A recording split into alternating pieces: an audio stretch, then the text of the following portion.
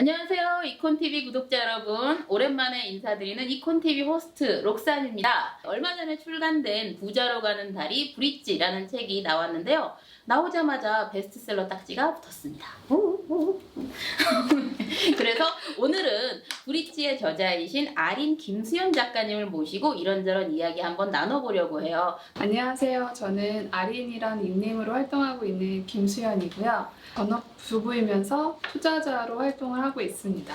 그리고 브릿지라는 같은 이름으로 재테크 모임을 운영하고 있습니다. 우아하게 절약하고 과감하게 불려라 라는 카피를 가지고 있어요. 그러니까 딱 보시면 아시겠지만 굉장히 절약과는 거리가 먼 것 같은 그런 이 청담동 며느리 스타일의 우리 김수연 작가님이 악착같이 돈을 모으고 불려서 돈을 번 이야기를 담고 계시잖아요. 네. 아주 현실적인 조언이죠. 자산 공개 가능하십니까? 네, 지금 순자산으로 한 13억 정도 추정하고 있습니다. 순자산으로 네, 대출금, 전세보증금 다 뺀 순자산 네, 네. 13억. 네, 책에는 10억이라 그러니 그 사이에 좀 네, 또 늘었더라고요. 이렇게 부러울 때가. 그러셨군요. 그러면 그 자산이 대부분 이렇게 부동산인가요? 아니면 주식인가요? 나눠져 있는데 부동산의 비중이 좀 더 커요. 집은 원래는 9채까지 있었는데요. 9채. 지금은 정리를 하면서 3채 남았습니다. 세 채. 네. 말짜배기만 남기신 네. 거니까. 혹시 금수저세요? 너무 대놓고 물어봤나? 금수저는 아니고요. 흑수저? 수저 없었나? 아, 네. 양가 다 이제 그런 도움을 받을 수 있는 처지가 아니었어요, 사실. 처음 신혼 때 월급이 235만 원밖에 안 됐다는 이야기가 나와요. 왜 버리셨고? 네. 진짜 그랬나요? 네, 맞아요. 그러면 물려받은 것도 없이 그걸 가지고 13억을 만드셨다는 말도 더듬네. 이제. 그러셨단 말씀이세요? 네, 맞아요. 그 이야기 좀 해주세요. 초반에 어떻게 좀 하셨는지. 처음에는 저는 이제 다니던 직장을 그만두고 이직하겠다고 그나마 조금 모아둔 돈을 다 쓴 상태였고 학자금 대출이 1,000만 원 정도 남아있는 상태였어요. 그러니까 형편이 안 좋았기 때문에 학교도 대출로 다녔고요. 그리고 이제 남편은 입사한 지 얼마 안 된 상황이어가지고 모아놓은 돈 당연히 없었고 이제 그런 상태에서 결혼을 시작하려고 보니까 부모님한테 손을 벌릴 수 없는 상황이어서 남편이 이제 직장에 있으니까 신용대출이 6천만 원 정도 나온다고 하더라고요. 그래서 그거로 보증금 넣을 수 있는 집을 찾아보자 했는데 점점 남편 직장은 서울인데 점점 멀어지게 되는 거예요. 저 인천 끝까지 갔었거든요.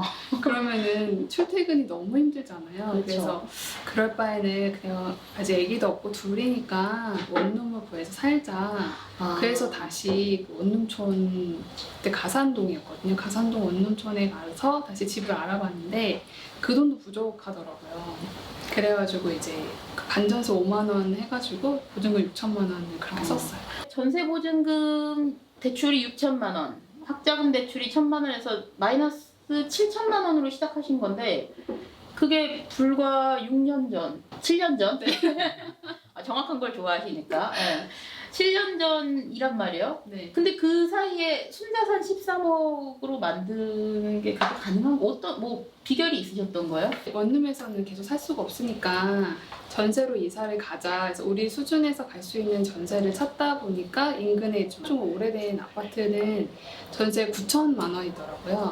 그러면 남편 월급을 악착같이 모으면 1년 동안 1,500만 원씩 모을 수 있으니까 3천을 얹으면 9천만 원 정도 갈 수 있겠구나 생각을 해서 이제 거기에 맞춰서 자금을 짰어요. 1,500이면 절반을 모은 네, 거네요? 네. 절반만 쓰고 절반을 모은 거네요? 네. 그렇게 해서 모아서 이사를 가자. 그게 일단 목표였던 네, 거군요. 네, 원룸에서 그래서- 이사를 나가자. 네, 그러려면 정말 딱 필요한 데만 돈을 써야 되더라고요. 근데 절약만으로 13억을 모으셨을 거라는 생각은 안 들거든요. 투자를 해야죠. 모은 종잣돈을 가지고 투자를. 그러면은 이제 처음에는 절약을 열심히 하고 그걸 가지고 이제 불려서 13억까지 가는 거고요. 요거 계속 한번 파봐야겠습니다. 원래 이렇게 말이 없으세요? 이렇게 좀 털어주십시오. 좀. 네. 이게 처음에 그 모은 돈을 투자를 하면 이게 고스란히 그대로 나오는 게 아니라 이건 이대로 투자금이 나오면서 불려진 돈이 이만큼 더 생겨서 붙어서 나와요. 그러면 이거를 또 여러 개를 나눠서 투자할 수 있잖아요. 그럼 그쵸. 얘가 또 거기 들어가서 이만큼씩 불려서 나오니까 이게 점점 파이가 커지는 거예요. 아니 이만큼이라고 하면 대략 한 몇 프로 정도? 한 보통 100% 이상은 것 같아요. 지방에 아. 강의할 때 말씀드리는 투자 같은 경우에는 1,000만 원 넣어서 1,000만 원 정도 나오는 경우도 많고, 그리고 지금 수도권 같은 경우에는 많이 상승했으니까 보통 제가 분양을 받았잖아요. 네네. 분양가 대비 다 2배 정도 됐거든요. 그러니까 그러면 한 100% 정도? 근데 결과적으로 그렇다고 하더라도 어쨌든 종잣돈이 있었기 때문에 투자가 가능했던 거네요, 그죠? 그렇죠. 돈을 열심히 일단 모으는 과정이 꼭 필요하죠. 사실 요즘에 많은 분들이 그 상실감을 느끼거든요. 누구는 맞아. 뭐 몇 억을 벌었다 뭐 이러는데 나는 돈이 없으니까 투자를 할 수가 없어 뭐 이런 분들 많으시잖아요. 그런 분들한테 어떻게 보면 진짜 한 푼도 없이 시작하신 거니까 어느 정도 희망을 좀 주실 수 있지 않을까라고 생각이 좀 들거든요. 연봉 3천만 원 중에 1,500만 원을 절약을 1년에, 그러니까 1년에 그렇게 모으시면 엄청나게 짠순이 같아야 되는데 사실 때 그렇게 막 그렇게 보이진 않으시거든요. 사람들이 이렇게 아리님한테 초절약녀라고 부르잖아요. 네, 제 얘기 들려드리니까 그렇게 별명 붙여주셨어요. 그러니까 절약을 넘은 초절약녀다 이렇게 이야기하는데 보긴 별로 안 그래 보이시거든요. 대체 어느 정도로 아끼면서 사시는 거예요? 저는 고정비 제외하고 뭐 생활비, 그러니까 식비, 뭐 의료비, 육아비, 이런 생활비 합쳐서 한 달에 60만 원? 60만 원? 세 가족이 셋인데 네. 3인 가족인데 한 달에 식비나 생활비, 뭐 의료비 포함해서 60만 원? 네. 나보다 나는 혼자 사는데 나는 한 100만 원 넘게 쓰는 것 같은데 그거 다 빼도 그러니까 고정비를 빼고 그 정도 네네네. 쓰신다 이건 거죠. 아니 그럼 뭐 안 드시는 뭐 밥에다 간장만 먹고 뭐 이렇게 굴비에다 놓고 이렇게 사시는 아, 저 고기 좋아합니다. 외식만 좀 줄여도 식비 그렇게 많이 안 써도 되거든요. 외식을 잘 안 하세요? 그러면? 외식은 많이 안 해요. 커피나 이제 이런데 제가 이제 외부 활동할 때 필요한 옷이나 이런 거는 제가 꽁돈 통장이라고 해서 그 할인받은 돈들을 따로 모아 놓거든요. 네. 그런 돈을 좀 이용을 하죠. 홍돈 통장? 네. 그러니까 나름의 숨구멍 같은 걸 만들어 놓는 거예요. 절약만 하다 보면은 사실 돌발적으로 꼭 써야 되는 돈들이 생기기 마련이거든요. 네네. 근데 그럴 때 흐트러지지 않고 너무 스트레스 받지 않는 숨구멍을 만들어줬어요. 아니 그 홍돈 통장이라는 건 어떻게 만드는 거예요? 이제 생활비에서 내가 만약에 뭐 10,000원짜리를 사야 되는데 2,000원 쿠폰을 썼다. 그럼 가계부에는 10,000원을 쓰는데 그 2,000원을 떼서 따로 모아두는 거예요. 이런 소소하게 할인받는 금액들 모아두면 은근히 그게 또 꽤 되거든요. 이제 그렇게 모아놨다가 필요할 때 쓰는 거죠. 하기는 근데 그래도 마음에 좀 여유가 생길 것 같아요. 맞아요. 절약할 때 약간 숨구멍이 된다는 말이 그런 말씀이시군요. 네네. 하기는 그래요. 이 절약할 때 제일 힘든 게 스트레스잖아요. 맞아요. 흔히 절약한다 그러면 뭐 이렇게 옛날 뭐 어머니들 하시는 것처럼 콩나물값 뭐 500원 깎고 막 이런 식으로 해서 절약해야 된다고 생각하시는데 그럴 때마다 이제 와 내가 이렇게까지 살아야 하나? 그러니까 좀 그런 스트레스가 심한데 그럼 그런 스트레스 혹시 푸는 방법이 있으세요? 사실 스트레스라고 생각해 본 적이 별로 없어요. 뭐라고요? 정말 돈이 없을 때는 스트레스 당연히 들죠. 왜 나는 돈이 왜 이렇게 없을까? 그리고 결혼할 때 부모님이 집 한 채씩 해주는 친구들 있잖아요. 사실 부러운 마음 드는 건 사실이거든요. 근데 나중에 조금씩 이게 처음에 소액으로 투자를 한번 시작한 이후에는 내가 돈을 조금이라도 빨리 모으면 더 빨리 부자가 될 수 있겠구나라는 생각이 들었어요. 그러고 나니까 별로 그렇게 다른 거를 못 사는 게 아니라 제가 그냥 안 사는 거예요. 왜냐하면 나는 투자를 해야 되니까 그 돈을 마련해야 되니까 내가 이런 거 다 필요 없는 거 안 산다라는 생각이 들면서 그게 별로 스트레스로 다가오지 않더라고요. 그래도 일반인들한테는 그게 사실 와닿지 않거든요.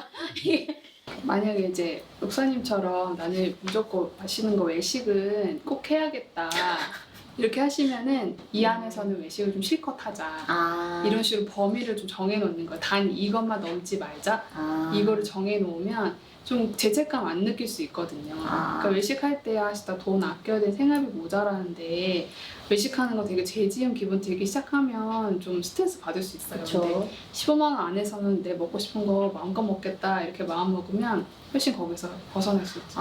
그러니까 아예 그냥 무조건 막 쓰지 마 이게 아니라 그 제가 할 수 있는 범위에 예산을 미리 세워놔라. 그런 거군요. 그러면 조금 좀 그래도 마음이 괜찮을 것 같긴 하네요. 네, 그 안에서 마음껏 해도 되니까. 그러네요. 고정비 같은 경우는 그래도 줄일 수 없는 경우들이 많잖아요. 말 그대로 고정비니까. 그런 것들도 아끼는 방법이 있을까요?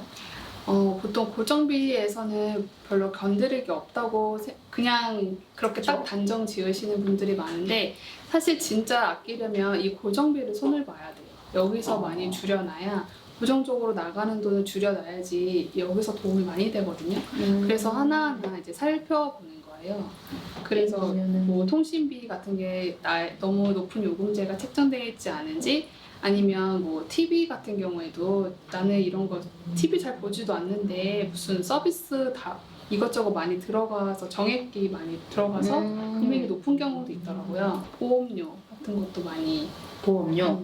근데 보험료는 사실 줄이긴 좀 뭐라 그러지? 좀 겁나는데. 줄일 수 있는 보험료가 있나요? 저도 줄여보려고 노력했는데 결국에는 남편 CI 보험 하나만 해지했거든요. CI 보험. 네. 그 그거는- 중증 장애에 보장하는 그 보험인가요? 네, 그게 한때 유행이어가지고 굉장히 맞아요. 많이 가입했는데 사실 실제로 보장받는 경우는 굉장히 드물다고 해서 근데 이미 낸 보험료는 이제 거의 다 못 돌려받고 일부만 받잖아요. 네. 그럼에도 불구하고 계속 앞으로도 10년 이상을 더 넣어야 된다고 해서 뭐 옛날 보험 중에서 정말 뭐 좋은 지금은 보장하지 않는 게 남아있는 것 같은 건 경우에는 다른 게 좀 별 볼일 없어도 그냥 남겨놓고 이런 식으로 조절을 해야죠. 보험 같은 거 필요 없다라고 하시는 분들 많으니까. 근데 그렇게 생각하진 않으시나 봐요. 네, 왜냐면 저는 그 엄마가 자주 병원을 다니시거든요. 그래서 치료비가 좀 많이 드는데 실비보험을 들어놓으셔가지고 좀 많이 도움이 됐어요. 근데 만약에 그게 없었다고 하면 그 돈을 다 부담해야 된다고 했으면 굉장히 힘들었을 것 같거든요. 그럴 수도 있었겠네요. 그러니까 보험은 자기 상황에 맞게 잘 조절해서 하는 게 좋고. 그러면 고정비를 이렇게 절약해서 대략 한 어느 정도 효과를 좀 보시나요? 워낙 세팅해놓은 지가 하도 오래돼가지고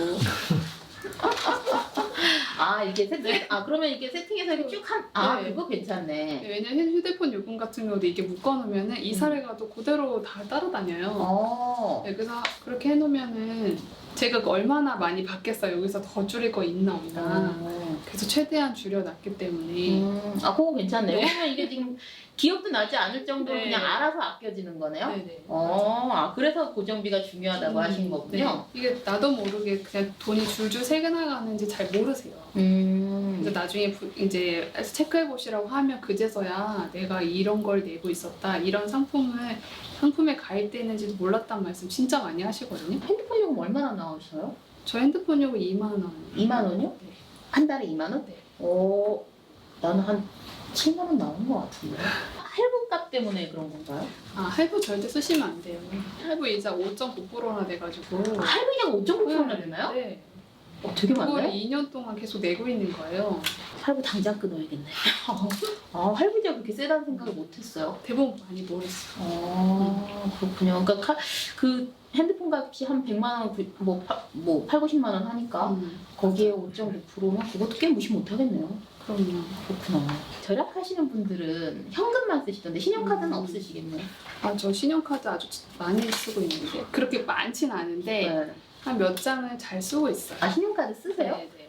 본인이 절약하라 그러면 이제 카드 먼저 자르라고 이렇게.